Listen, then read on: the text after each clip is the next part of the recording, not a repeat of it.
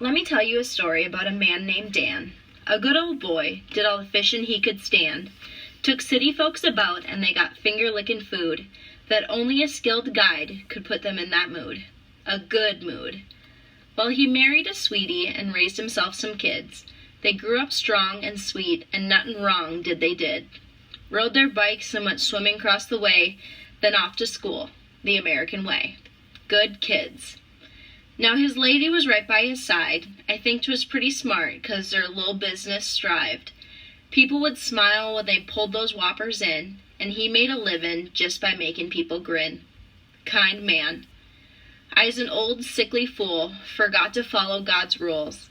Drank till I'd fall down, and smoked that there weed till I was blue. But as time went by, well, it all caught up with me, and I ended up with COPD. Uh-oh, uh-oh. Every now and then, an ambulance would arrive. Yes, sir, they would pull right up into my drive. And the neighbors would stare, yes, sirree. But one, that would old Dan, and I'll tell you what he done. Prayed. He would violate the code and step into the van, you know, the one driven by the ambulance man. He would kindly and softly, "It'll be okay," and then my friend would bow his head and pray. Pray, you say? I don't know much about religion, no, not me. But I love the Lord and He loves me.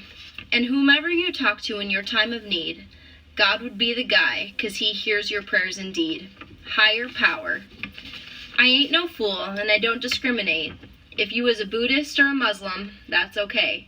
Maybe you sit and pray to a river full of rocks. But we're all just spinning on that same ticking clock. Back to my friend Dan. He is a fisherman. Now I know Jesus, and he had some friends like that. My daddy used to fish until one day someone stabbed him 60 times, and he went away. Silly goose. But why daddy's with my mom and my sis and sister's son, and they are fishing in a pond where there ain't none, but the prettiest fish a living soul could ever see, in heaven with God and all his royalty. Sunshine. One day we had a blizzard, and my husband do tell, caught a wee case of cancer, and I know y'all know it well. So I camped out at the local fixer store, where the doc stitched him up and said cancer no more. Gee whiz, holy cow, now that was a good day. But we had a big snow, and I'd been waiting for so long, I was ill and wanted to go home. The problem was, I was sick to wick to walk through the snow. So I asked a visitor that my hubby came to know. Chuckle. Now, what I thinkin', he freelanced, you know. I guess the IRS must have just let it go. I'm sure he thought I wasn't gonna pay. So when I asked for help, he simply walked away. Prick. Sorry, can't lose that Sinley slang. So there I sat ill, sticky, and tired. Didn't know no plowers 'cause my hubby's who I hired. But he was sick and so was I, and that cotton-pickin' snow was, well, mile high. Shoot fire, gosh darn it, what to do. So I called my neighbor, you know, the man named Dan, and he said, "I'll try to help you, Jan." So he called his guy, but he was real busy, plowing all his regulars, po pitiful me. Oh yeah, a complete conundrum. Well, the next thing I know, I get a little call. It was Dan, and he said, "I am done, you can get to your door." He had taken an old shovel and moved that heavy snow, brushed off my porch, so I was good to go. Huh? So I kissed my hubby bye and said I'll be back, but for now I gotta go and take a little nap. After all, it had been 3 emotion days, and I was tired, sick, and totally dazed. Pull your big girl pants up, you whiny little thing. Let me tell you a story about a man named Dan. We got a dreadful phone call, said he was a sick man. Caught that cancer stuff, the mean one, and the tears did flow. I said, "Dear God, please don't let him go. He's the best part of Lakeshore, if there ever was one. Better than the silly fish and the risen sun. Spare him, please. I make cookies, you know. I'll ship some to heaven if you let that cancer go."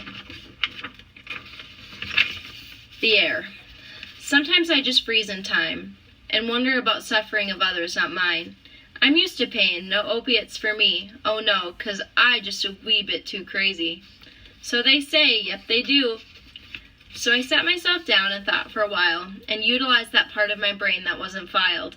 And after the tears and the prayers, I wrote this little poem, to let you all know that he is a special one. Yepper skepper, Now in our little town, it's pretty quiet, you see. We live in the land of grotesque luxury. Well, some do now, that would be me. Hubby says our home's the servants' quarters, and I smile and agree. Can't all have it all. So Dan and his little family are taking it like a man, and why wouldn't they? They were raised by Dan. And the fish are sad as they are swimming really slow, just waiting for Dan to get back in his boat. You rock, you little walleyes. Yep, this is a story about Walleye Dan, kind of local celeb, and I'm his biggest fan. They live right behind us, and we sure got lucky to have the neighbors we have, yes sirree. I asked my sissy, why did God make us all? Some have it so good, and some have such a fall. She said, silly goose, don't you know by now? God wanted someone to love, and someone to love him. Shoot fire, pretty profound I may say. So I made him a setting with a birch bark canoe. I like to diddle with my crafts a time or two. But my hubby said, I like that, what about me? So I took a picture. Sorry, Dan, priorities. 27 years, had to give it up to Pat. Well, that's it for now. Have a tablecloth to sew. But I thought I'd take a break, 'cause that's really all I know. He's in God's hands now, and no matter which way the wind blows, this is just a love story about a good man that we know. Have mercy.